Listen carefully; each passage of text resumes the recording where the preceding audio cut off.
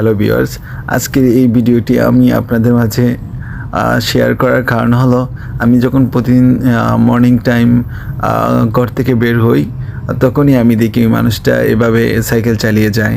তো উনি আসলে সাইকেল মানুষ আমরা যতটুকু জানি সাইকেল সিটে বসে তারপর সাইকেল চালায়, কিন্তু উনি সবসময় যখনই বের হয় তখনই দেখি সাইকেলে শুয়ে ঘুমিয়ে তারপর সাইকেল চালায়।